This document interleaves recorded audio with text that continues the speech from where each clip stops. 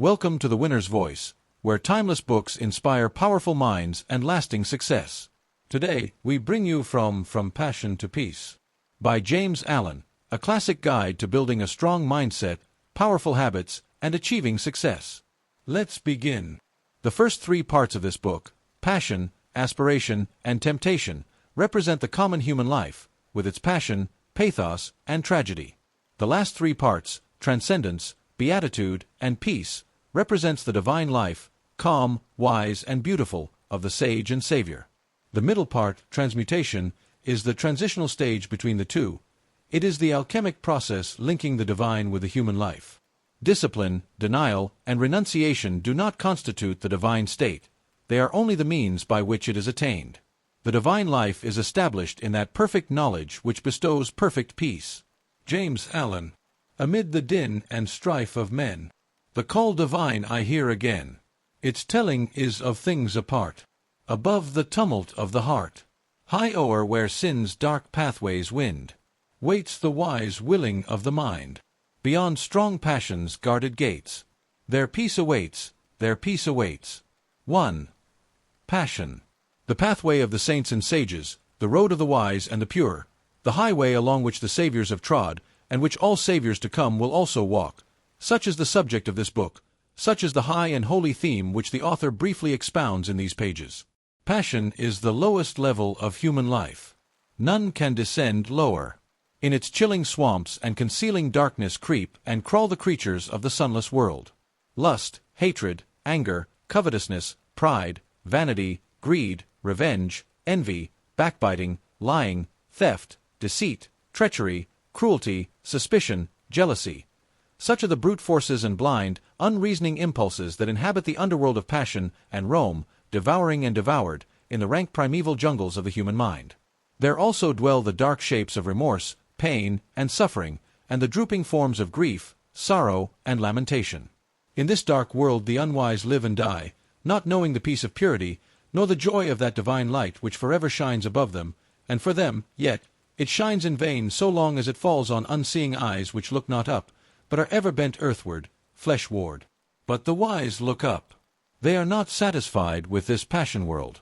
They bend their steps towards the upper world of peace, the light and the glory of which they behold, at first far off, but nearer and with ever-increasing splendor as they ascend. None can fall lower than passion, but all can rise higher. In that lowest place where further descent is impossible, all who move forward must ascend. The ascending pathway is always at hand, near, and easily accessible. It is the way of self-conquest. He has already entered it who has begun to say nay to his selfishness, who has begun to discipline his desires, and to control and command the unruly elements of his mind. Passion is the archenemy of mankind, the slayer of happiness, the opposite and enemy of peace. From it proceeds all that defile and destroys. It is the source of misery, and the promulgator of mischief and disaster. The inner world of selfishness is rooted in ignorance, ignorance of divine law, of divine goodness, ignorance of the pure way and the peaceful path. Passion is dark, and it thrives and flourishes in spiritual darkness. It cannot enter the regions of spiritual light. In the enlightened mind the darkness of ignorance is destroyed. In the pure heart there is no place for passion. Passion in all its forms is a mental thirst, a fever, a torturing unrest. As a fire consumes a magnificent building, reducing it to a heap of unsightly ashes, so are men consumed by the flames of passions, and their deeds and works fall and perish. If one would find peace, he must come out of passion. The wise man subdues his passions, the foolish man is subdued by them. The seeker for wisdom begins by turning his back on folly. The lover of peace enters the way which leads thereto, and with every step he takes he leaves further below and behind him the dark dwelling place of passion and despair. The first step towards the heights of wisdom and peace is to understand the darkness and misery of selfishness, and when that is understood, the overcoming of it, the coming out of it, will follow. Selfishness, or passion, not only subsists in the gross forms of greed and glaringly ungoverned conditions of mind, it informs also every hidden thought which is subtly connected with the assumption and glorification of oneself. It is most deceiving and subtle when it prompts one to dwell upon the selfishness in others, to accuse them of it and to talk about it. The man who continually dwells upon the selfishness in others will not thus overcome his own selfishness. Not by accusing others do we come out of selfishness, but by purifying ourselves. The way from passion to peace is not by hurling painful charges against others, but by overcoming one's self. By eagerly striving to subdue the selfishness of others, we remain passion-bound. By patiently overcoming our own selfishness, we ascend into freedom. Only he who has conquered himself can subdue others, and he subdues them, not by passion, but by love. The foolish man accuses others and justifies himself, but he who is becoming wise justifies others and accuses himself. The way from passion to peace is not in the outer world of people, it is in the inner world of thoughts. It does not consist in altering the deeds of others, it consists in perfecting one's own deeds. Frequently, the man of passion is most eager to put others right, but the man of wisdom puts himself right. If one is anxious to reform the world, let him begin by reforming himself. The reformation of self does not end with the elimination of the sensual elements only, that is its beginning. It ends only when every vain thought and selfish aim is overcome. Short of perfect purity and wisdom, there is still some form of self-slavery or folly which needs to be conquered. Passion is at the base of the structure of life. Peace is at its crown and summit. Without passion to begin with, there would be no power to work with, and no achievement to end with. Passion represents power, but power misdirected, power producing hurt instead of happiness. Its forces, while instruments of destruction in the hands of the foolish, are instruments of preservation in the hands of the wise. When curbed and concentrated and beneficially directed, they represent working energy. Passion is the flaming sword which guards the gates of paradise. It shuts out and destroys the foolish, it admits and preserves the wise. He is the foolish man who does not know the extent of his own ignorance, who is the slave of thoughts of self, who obeys the impulses of passion. He is the wise man who knows his own ignorance, who understands the emptiness of selfish thoughts, who masters the impulses of passion. The fool descends into deeper and deeper ignorance, the wise man ascends into higher and higher knowledge. The fool desires, suffers, and dies. The wise man aspires, rejoices, and lives. With mind intent on wisdom and mental gaze raised upward, the spiritual warrior perceives the upward way, and fixes his attention upon the heights of peace. 2. Aspiration. With the clear perception of one's own ignorance comes the desire for enlightenment, and thus in the heart is born aspiration, the rapture of the saints. On the wings of aspiration man rises from earth to heaven, from ignorance to knowledge, from the under darkness to the upper light. Without it he remains a groveling animal, earthly, sensual, unenlightened, and uninspired. Aspiration is the longing for heavenly things, for righteousness, compassion, purity, love, as distinguished from desire, which is the longing for earthly things, for selfish possessions, personal dominance, low pleasures, and sensual gratifications. As a bird deprived of its wings cannot soar, so a man without aspiration cannot rise above his surroundings and become master of his animal inclinations. He is the slave of passions, is subject to others, and is carried hither and thither by the changing current of events. For one to begin to aspire means that he is dissatisfied with his low status, and is aiming at a higher condition. It is a sure sign that he is aroused out of his lethargic sleep of animality, and has become conscious of nobler attainments and a fuller life. Aspiration makes all things possible. It opens the way to advancement. Even the highest state of perfection conceivable it brings near and makes real and possible, for that which can be conceived can be achieved. Aspiration is the twin angel to inspiration. It unlocks the gates of joy. Singing accompanies soaring. Music, poetry, prophecy, and all high and holy instruments are at last placed in the hands of those whose aspirations flag not, whose spirit does not fail. So long as animal conditions taste sweet to a man, he cannot aspire, he is already satisfied. But when their sweetness turns to bitterness, then in his sorrow he thinks of nobler things. When he is deprived of earthly joy, he aspires to the joy which is heavenly. It is when impurity turns to suffering that purity is sought. Truly aspiration rises, phoenix-like, from the dead ashes of repentance, but on its powerful pinions man can reach the heaven of heavens. The man of aspiration has entered the way which ends in peace, and surely he will reach that end if he neither stays nor turns back. If he constantly renews his mind with glimpses of the heavenly vision, he will reach the heavenly state. Man attains in the measure that he aspires. His longing to be is the gauge of what he can be. To fix the mind is to foreordain the achievement. As man can experience and know all low things, so he can experience and know all high things. As he has become human, so can he become divine. The turning of the mind in high and divine directions is the sole and needful task. What is impurity but the impure thoughts of the thinker? What is purity but the pure thoughts of the thinker? One man does not do the thinking of another. Each man is pure or impure of himself alone. If a man thinks, "It is through others or circumstances or heredity that I am impure," how can he hope to overcome his errors? Such a thought will check all holy aspirations and bind him to the slavery of passion. When a man fully perceives that his errors and impurities are his own, that they are generated and fostered by himself, that he alone is responsible for them, then he will aspire to overcome them. The way of attainment will be opened up to him, and he will see from where and to what destination he is traveling. The man of passion sees no straight path before him, and behind him is all fog and gloom. He seizes the pleasure of the moment and does not strive for understanding or think of wisdom. His way is confused, turbulent, and troubled, and his heart is far from peace. The man of aspiration sees before him the pathway up the heavenly heights, and behind him are the circuitous routes of passion up which he has hitherto blindly groped. Striving for understanding, and his mind set on wisdom, his way is clear, and his heart already experiences a foretaste of the final peace. Men of passion strive mightily to achieve little things, things which speedily perish, and, in the place where they were, leave nothing to be remembered.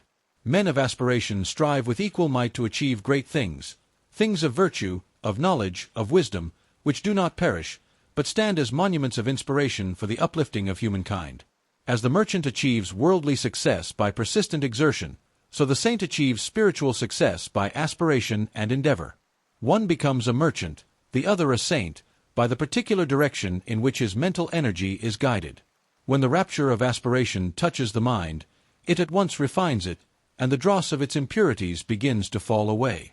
While aspiration holds the mind, no impurity can enter it, for the impure and the pure cannot at the same moment occupy the thought. But the effort of aspiration is at first spasmodic and short-lived. The mind falls back into its habitual error, and must be constantly renewed. The lover of the pure life renews his mind daily with the invigorating glow of aspiration. He rises early, and fortifies his mind with strong thoughts and strenuous endeavor. He knows that the mind is of such a nature that it cannot remain for a moment unoccupied, and that if it is not held and guided by high thoughts and pure aspirations, it will assuredly be enslaved and misguided by low thoughts and base desires. Aspiration can be fed, fostered, and strengthened by daily habit, just as is desire. It can be sought and admitted into the mind as a divine guide, or it can be neglected and shut out. To retire for a short time each day to some quiet spot, preferably in the open air, and there call up the energies of the mind in surging waves of holy rapture, is to prepare the mind for great spiritual victories and destinies of divine import. For such a rapture is the preparation for wisdom and the prelude to peace. Before the mind can contemplate pure things, it must be lifted up to them, it must rise above impure things, and aspiration is the instrument by which this is accomplished. By its aid the mind soars swiftly and surely into heavenly places, and begins to experience divine things. It begins to accumulate wisdom, and to learn to guide itself by an ever-increasing measure of the divine light of pure knowledge. To thirst for righteousness, to hunger for the pure life, to rise in holy rapture on the wings of angelic aspiration, this is the right road to wisdom. This is the right striving for peace. This is the right beginning of the way divine. 3. Temptation. Aspiration can carry a man into heaven, but to remain there, he must learn to conform his entire mind to the heavenly conditions. To this end temptation works. Temptation is the reversion, in thought, from purity to passion. It is going back from aspiration to desire. It threatens aspiration until the point is reached where desire is quenched in the waters of pure knowledge and calm thought. In the early stages of aspiration, temptation is subtle and powerful, and is regarded as an enemy. But it is only an enemy in the sense that the one tempted is his own enemy. In the sense that it is the revealer of weakness and impurity, it is a friend, a necessary factor in spiritual training. It is, indeed, an accompaniment of the effort to overcome evil and apprehend good. To be successfully conquered, the evil in a man must come to the surface and present itself, and it is in temptation that the evil hidden in the heart stands revealed and exposed. That which temptation appeals to and arouses is unconquered desire, and temptation will again and again assail a man until he has lifted himself above the lusting impulses. Temptation is an appeal to the impure. That which is pure cannot be subject to temptation. Temptation waylays the man of aspiration until he touches the region of the divine consciousness, and beyond that border temptation cannot follow him. It is when a man begins to aspire that he begins to be tempted. Aspiration rouses up all the latent good and evil, in order that the man may be fully revealed to himself, for a man cannot overcome himself unless he fully knows himself. It can scarcely be said of the merely animal man that he is tempted, for the very presence of temptation means that there is a striving for a purer state. Animal desire and gratification is the normal condition of the man who has not yet risen into aspiration. He wishes for nothing more, nothing better, than his sensual enjoyments, and is, for the present, satisfied. Such a man cannot be tempted to fall, for he has not yet risen. The presence of aspiration signifies that a man has taken one step, at least, upward, and is therefore capable of being drawn back. This backward attraction is called temptation. The allurements of temptation subsist in the impure thoughts and downward desires of the heart. The object of temptation is powerless to attract when the heart no longer lusts for it. The stronghold of temptation is within a man, not without, and until a man realizes this, the period of temptation will be prolonged. While a man continues to run away from outward objects, under the delusion that temptation subsists entirely in them, and does not attack and purge away his impure imaginings, his temptations will increase, and his falls will be many and grievous. When a man clearly perceives that the evil is within and not without, then his progress will be rapid, his temptations will decrease, and the final overcoming of all temptation will be well within the range of his spiritual vision. Temptation is torment. It is not an abiding condition, but is a passage from a lower condition to a higher. The fullness and perfection of life is bliss, not torment. Temptation accompanies weakness and defeat, but a man is destined for strength and victory. The presence of torment is the signal to rise and conquer. The man of persistent and ever-renewed aspiration does not allow himself to think that temptation cannot be overcome. He is determined to be master of himself. Resignation to evil is an acknowledgment of defeat. It signifies that the battle against self is abandoned, that good is denied, that evil is made supreme. As the energetic man of business is not daunted by difficulties but studies how to overcome them, so the man of ceaseless aspiration is not crushed into submission by temptations, but meditates how he may fortify his mind. For the tempter is like a coward, he only creeps in at weak and unguarded points. The tempted one should study thoughtfully the nature and meaning of temptation, for until it is known it cannot be overcome. A wise general, before attacking the opposing force, studies the tactics of his enemy. Likewise, he who is to overcome temptation must understand how it arises in his own darkness and error, and must study, by introspection and meditation, how to disperse the darkness and supplant error by truth. The stronger a man's passions, the fiercer will be his temptations. The deeper his selfishness, the more subtle his temptations. The more pronounced his vanity, the more flattering and deceptive his temptations. A man must know himself if he is to know the truth. He must not shrink from any revelation which will expose his error. On the contrary, he must welcome such revelations as aids to that self-knowledge which is the handmaid of self-conquest. The man who cannot endure to have his errors and shortcomings brought to the surface and made known, but tries to hide them, is unfit to walk the highway of truth. He is not properly equipped to battle with and overcome temptation. He who cannot fearlessly face his lower nature cannot climb the rugged heights of renunciation. Let the tempted one know this, that he himself is both tempter and tempted, that all his enemies are within, that the flatterers which seduce, the taunts which stab, and the flames which burn, all spring from that inner region of ignorance and error in which he has hitherto lived. Knowing this, let him be assured of complete victory over evil. When he is sorely tempted, let him not mourn, therefore, but let him rejoice in that his strength is tried and his weaknesses exposed. For he who truly knows and humbly acknowledges his weakness will not be slow in setting about the acquisition of strength. Foolish men blame others for their lapses and sins, but let the truth-lover blame only himself. Let him acknowledge his complete responsibility for his own conduct, and not say, when he falls, this thing, or such and such a circumstance, or that man was to blame. For the most which others can do is to afford an opportunity for our own good or evil to manifest itself. They cannot make us good or evil. Temptation is at first sore, grievous, and hard to be borne, and subtle and persistent is the assailant. But if the tempted one is firm and courageous, and does not give way, he will gradually subdue his spiritual enemy, and will finally triumph in the knowledge of good. The adverse one is compounded of a man's own lust, selfishness, and pride. When these are put away, evil is seen to be naught, and good is revealed in all victorious splendor. 4. Transmutation. Midway between the hell of passion and the heaven of peace is the purgatory of transmutation, not a speculative purgatory beyond the grave, but a real purgatory in the human heart. In its separating and purifying fire the base metal of error is sifted away, and only the clarified gold of truth remains. When temptation has culminated in sorrow and deep perplexity, then the tempted one, strenuously striving for deliverance, finds that his moral servitude is entirely from himself. Instead of fighting against outer circumstances, he must alter inner conditions. The fight against outer things is necessary at the start. It is the only course which can be adopted at the first, because of the prevailing ignorance of mental causation. But it never, of itself, brings about emancipation.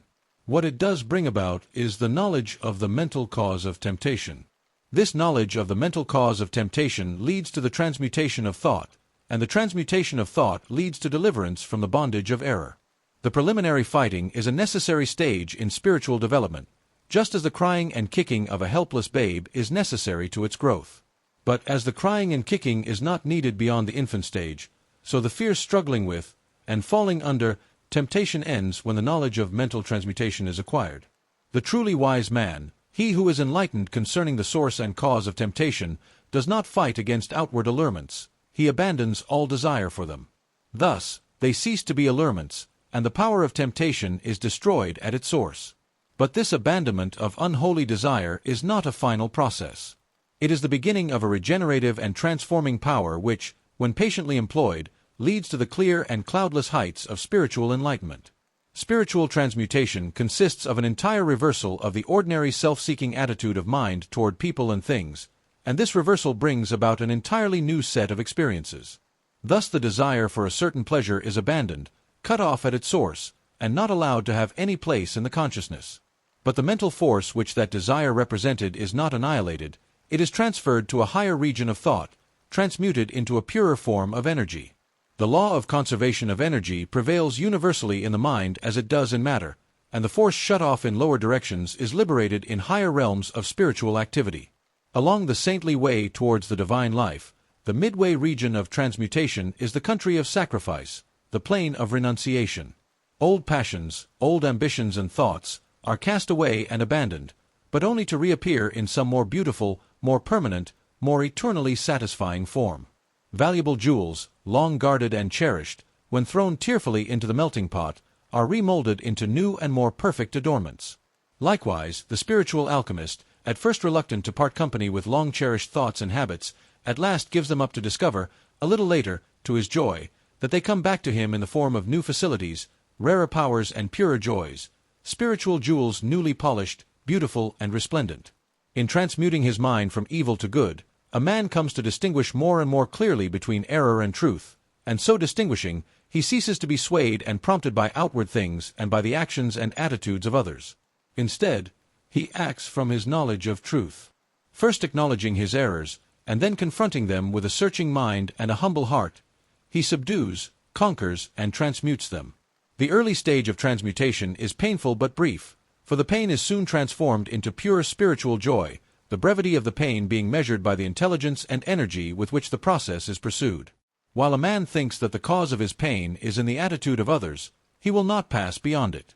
But when he perceives that its cause is in himself, then he will pass beyond it into joy. The unenlightened man allows himself to be disturbed, wounded, and overthrown by what he regards as the wrong attitude of others towards him. This is because the same wrong attitude is in himself. He, indeed, doles out to them, in return, the same actions, regarding as right in himself that which is wrong in others. Slander is given for slander, hatred for hatred, anger for anger. This is the action and reaction of evil. It is the clash of selfishness with selfishness. It is only the self, or selfish elements, within a man that can be aroused by the evil in another. The truth, or divine characteristics, In a man cannot be approached by that evil, much less can it be disturbed and overthrown by it. It is the conversion, or complete reversal of the self or selfishness into truth that constitutes transmutation. The enlightened man has abandoned the delusion that the evil in others has power to hurt and subdue him, and he has grasped the profound truth that he is only overthrown by the evil in himself. He therefore ceases to blame others for his sins and sufferings, and applies himself to purifying his own heart. In this reversal of his mental attitude, he transmutes the lower selfish forces into the higher moral attributes. The base ore of error is cast into the fire of sacrifice, and there comes forth the pure gold of truth. Such a man stands firm and unmoved when assailed by outward things.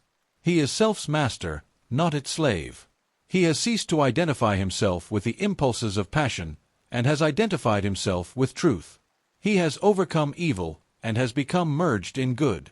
He knows both error and truth, and has abandoned error and brought himself into harmony with truth. He returns good for evil. The more he is assailed by evil from without, the greater is his opportunity of manifesting the good from within.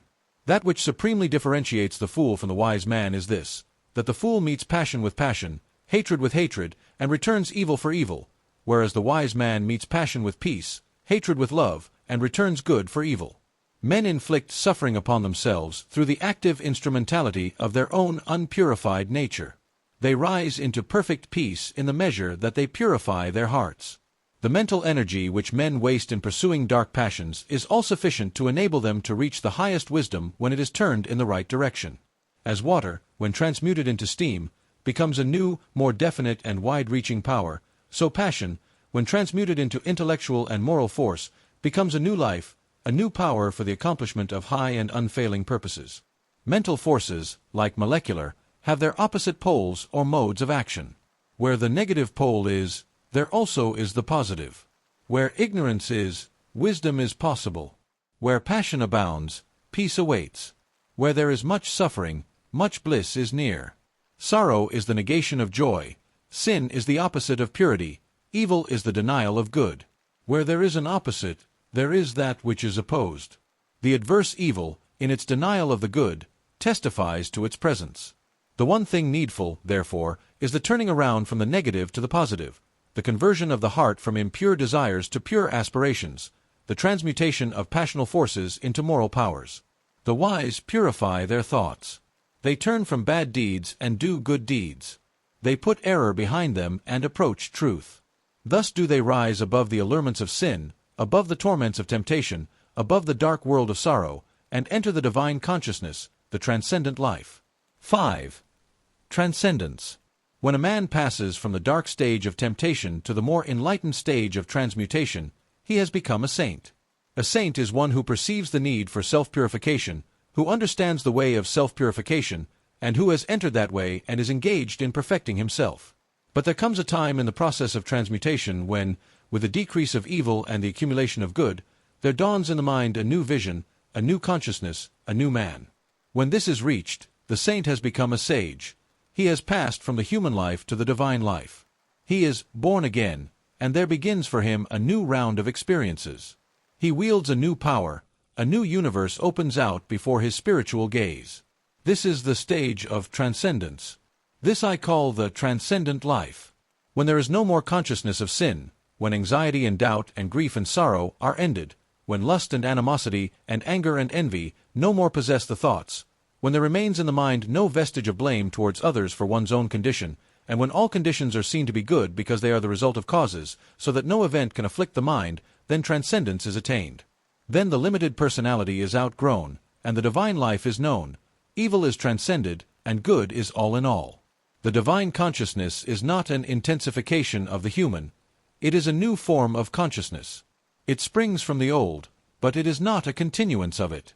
Born of the lower life of sin and sorrow, after a period of painful torment, it yet transcends that life and has no part in it, just as the perfect flower transcends the seed from which it sprang. As passion is the keynote of the self-life, so serenity is the keynote of the transcendent life. Rising into it, man is lifted above disharmony and disturbance. When perfect good is realized and known, not as an opinion or an idea, but as an experience or a possession, then calm vision is acquired, and tranquil joy abides through all hardships. The transcendent life is ruled, not by passions, but by principles.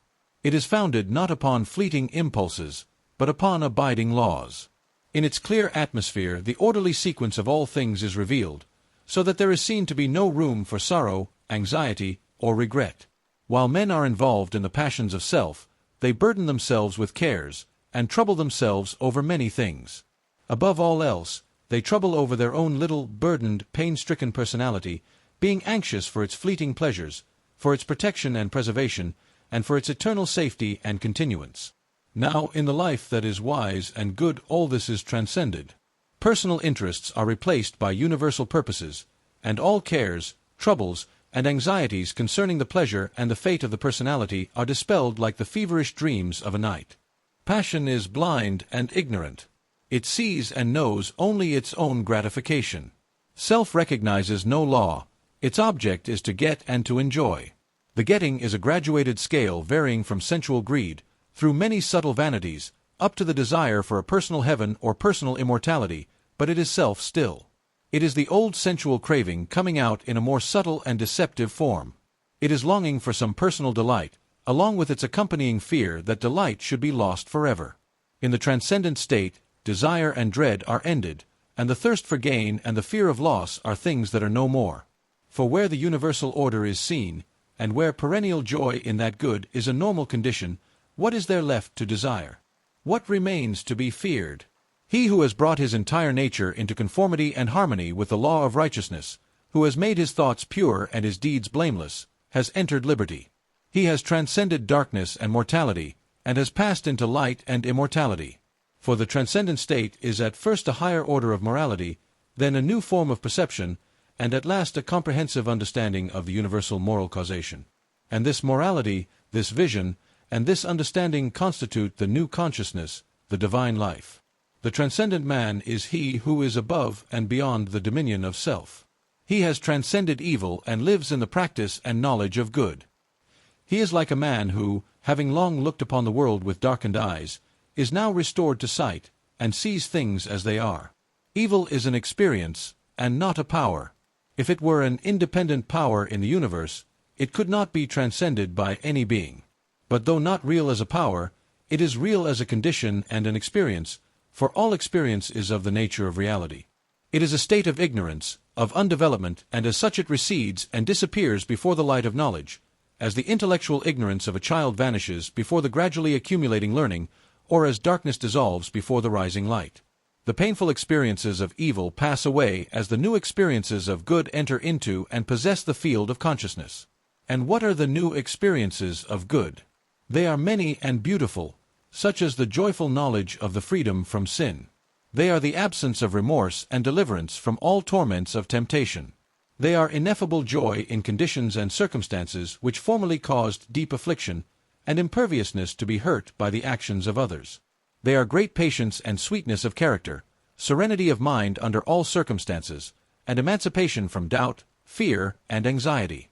They are freedom from all dislike, envy, and animosity, with the power to feel and act kindly towards those who see fit to constitute themselves as one's enemies or opponents. They are the divine power to give blessings for curses, and to return good for evil, a deep knowledge of the human heart, with a perception of its fundamental goodness, and insight into the law of moral causation and the mental evolution of beings, with a prophetic foresight of the sublime good that awaits humanity.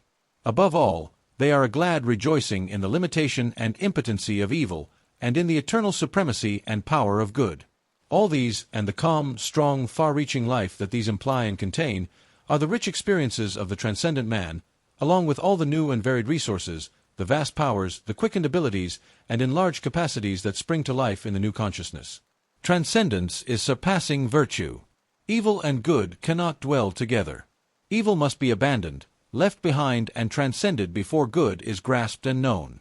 When good is practiced and fully comprehended, then all the afflictions of the mind are at an end. For that which is accompanied with pain and sorrow in the consciousness of evil is not so accompanied in the consciousness of good. Whatsoever happens to the good man cannot cause him perplexity or sorrow, for he knows its cause and issue, knows the good which it is ordained to accomplish in himself, and so his mind remains happy and serene. Though the body of the good man may be bound, his mind is free. Though it be wounded and in pain, joy and peace abide within his heart. A spiritual teacher had a pupil who was apt and earnest. After several years of learning and practice, the pupil one day offered a question for discussion which his master could not answer. After days of deep meditation, the master said to his pupil, "I cannot answer the question which you have asked. Have you any solution to offer?" Whereupon the pupil formulated a reply to the question which he had propounded. The master then said to him, "You have answered that which I could not, and henceforth neither I nor any man can instruct you, for now you are indeed instructed by truth. You have soared, like the kingly eagle, where no man can follow. Your work is now to instruct others. You are no longer the pupil, you have become the master." In looking back on the self-life which he has transcended, the divinely enlightened man sees all the afflictions of that life as though his schoolmasters were teaching and leading him upward. And in the measure that he penetrated their meaning and lifted himself above them, they departed from him. Their mission to teach him having ended, they left him the triumphant master of the field.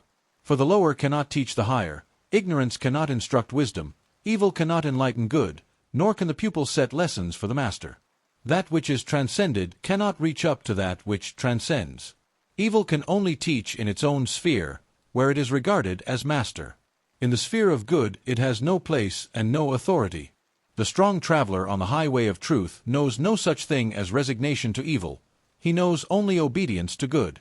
He who submits to evil, saying, "Sin cannot be overcome, and evil must be borne," thereby acknowledges that evil is his master. It is not his master to instruct him, but to bind and oppress him. The lover of good cannot also be a lover of evil, nor can he, for one moment, admit its ascendancy. He elevates and glorifies good, not evil. He loves light, not darkness. When a man makes truth his master, he abandons error. As he transcends error, he becomes more like his master, until at last he becomes one with truth, teaching it, as a master, by his actions, and reflecting it in his life. Transcendence is not an abnormal condition. It belongs to the orderly process of evolution. Though, as yet, few have reached it, all will come into it in the course of the ages. And he who ascends into it sins no more, sorrows no more, and is no more troubled. Good are his thoughts, good are his actions, and the good is the tranquil tenor of his way. He has conquered self, and has submitted to truth. He has mastered evil, and has comprehended good. Henceforth neither men nor books can instruct him, for he is instructed by the supreme good, the Spirit of truth. 6. Beatitude. When divine good is practiced, life is bliss. Bliss is the normal condition of the good man. Those outer assaults, harassments, and persecutions which bring such sufferings to others only serve to heighten his happiness, for they cause the deep fountain of good within him to well up high greater abundance. To have transcendent virtue is to enjoy transcendent happiness. The beatific blessedness which Jesus holds out is promised to those having the heavenly virtues, to the merciful, the pure in heart, the peacemakers, and so on. The higher virtue does not merely and only lead to happiness, it is happiness. It is impossible for a man of transcendent virtue to be unhappy. The cause of unhappiness must be sought and found in the self-loving elements, and not in the self-sacrificing qualities. A man may have virtue and be unhappy, but not so if he has divine virtue. Human virtue is mingled with self, and therefore with sorrow. But from divine virtue every taint of self has been purged away, and with it every vestige of misery. One comparison will suffice to illustrate this. A man may have the courage of a lion in attack and self-defense, such courage being a human virtue, but he will not thereby be rendered supremely happy. However, he whose courage is that of the divine kind which enables him to transcend both attack and defense, and to remain mild, serene, and lovable under attack, such a man will thereby be rendered supremely happy. Moreover, his assailant will be rendered more happy, in that a more powerful good will overcome and cast out the fierce and unhappy evil of the other. The acquisition of human virtue is a great step towards truth. But the divine way transcends it. Truth lies upward and beyond. Doing good in order to gain a personal heaven or personal immortality is human virtue, but it is not unmixed with self, and not emancipated from sorrow. In the transcendent virtues all is good, and good is all, and there is no personal or ulterior aim. Human virtue is imperfect, it is mixed with the baser, selfish elements, and needs to be transmuted. Divine virtue is unblemished and pure, it is complete and perfect in itself. And what are the transcendent virtues that embody all happiness and joy? They are impartiality, the seeing so deeply into the human heart, and into human actions, that it becomes impossible to take sides with one man or one party against the other, and therefore the power to be perfectly just. Unlimited kindness towards all men, women, and all creatures, whether enemies or friends. Perfect patience at all times, in all circumstances, and under the severest trials. Profound humility, the total surrender of self, the judging of one's own actions as though they were the actions of another. Stainless purity of mind and deed. Freedom from all evil thoughts and impure imaginings. Unbroken calmness of mind, even in the midst of outward strife, or surrounded by the turmoil of many hardships and difficulties. Abiding goodness of heart, impervious to evil, returning good for evil. Compassion, deep pity for all creatures and beings in their sufferings. Shielding the weak and helpless, and protecting, out of pity, even one's enemies from injury and slander. Abounding love toward all living things, rejoicing with the happy and successful, and sympathizing with the sorrowing and defeated. Perfect peace toward all things. Being at peace with all the world. A profound reconciliation to the divine order of the universe. Such are the virtues that transcend both vice and virtue. They include all that virtue embodies, while going beyond it into divine truth. They are the fruits of innumerable efforts to achieve, the glorious gifts of him that overcomes. They constitute the 10-jeweled crown prepared for the calm brow of him who has conquered himself. With these majestic virtues is the mind of the sage adorned. By them he is eternally shielded from sin and sorrow, from harm and hurt, from trouble and turmoil. In them he abides in happiness, a blessedness, a bliss, so pure and tranquil, so deep and high, so far transcending all the fleeting excitements of self, as to be unknown and incomprehensible to the self-seeking consciousness. The sage has conquered passion and has come to lasting peace. As the mighty mountain remains unmoved by the turbulent ocean that beats at its base, so the mind of the sage, towering in lofty virtue, remains unshaken by the tempests of passion which beat unceasingly upon the shores of life. Good and wise, he is evermore happy and serene. Transcendently virtuous, he lives in beatific bliss. 7. Peace. Where passion is, peace is not. Where peace is, passion is not. To know this is to master the first letter in the divine language of perfect deeds. To know that passion and peace cannot dwell together is to be well prepared to renounce the lesser and embrace the greater. Men pray for peace, yet cling to passion. They foster strife, yet pray for heavenly rest. This is ignorance, profound spiritual ignorance. It is not to know the first letter in the alphabet of things divine. Hatred and love, strife and peace, cannot dwell together in the same heart. Where one is admitted as a welcome guest, the other will be turned away as an unwelcome stranger. He who despises another will be despised by others. He who opposes his fellow man will himself be resisted. He should not be surprised, and mourn, that men are divided. He should know that he is propagating strife. He should understand his lack of peace. He is brave who conquers another, but he who conquers himself is supremely noble. He who is victorious over another may, in turn, be defeated, but he who overcomes himself will never be subdued. By the way of self-conquest is perfect peace achieved. Man cannot understand it, cannot approach it, until he sees the supreme necessity of turning away from the fierce fighting of things without, and entering the noble warfare against evils within. He who has realized that the enemy of the world is within, and not without, that his own ungoverned thoughts are the source of confusion and strife, that his own unchastened desires are the violators of his peace, and of the peace of the world, such a man is already on the saintly way. If a man has conquered lust and anger, hatred and pride, selfishness and greed, he has conquered the world. He has slain the enemies of peace, and peace remains with him. Peace does not fight, is not partisan, has no blatant voice. The triumph of peace is an unassailable silence. He who is overcome by force is not thereby overcome in his heart. He may be a greater enemy than before. But he who is overcome by the spirit of peace is thereby changed at heart. He that was an enemy has become a friend. Force and strife work upon the passions and fears, but love and peace reach and reform the heart. The pure-hearted and wise have peace in their hearts. It enters into their actions, they apply it in their lives. It is more powerful than strife, it conquers where force would fail. Its wings shield the righteous. Under its protection, the harmless are not harmed. It affords a secure shelter from the heat of selfish struggle. It is a refuge for the defeated, a tent for the lost, and a temple for the pure. Where peace is practiced and possessed and known, then sin and remorse, grasping and disappointment, craving and temptation, desiring and grieving, all the turbulence and torment of the mind, are left behind in the dark sphere of the self to which they belong, and beyond which they cannot go. Beyond where these dark shadows move, the radiant plains of divine beatitude bask in eternal light, and to these, the traveler on the high and holy way comes in due time. From the blinding swamps of passion, through the thorny forests of many vanities, across the arid deserts of doubt and despair, he travels on, not turning back nor straying his course. He ever moves toward his sublime destination, until at last he comes, a humble and lowly, yet strong and radiant conqueror, to the beautiful city of peace. You've been listening to From Passion to Peace by James Allen. Thank you for joining the Winner's Voice.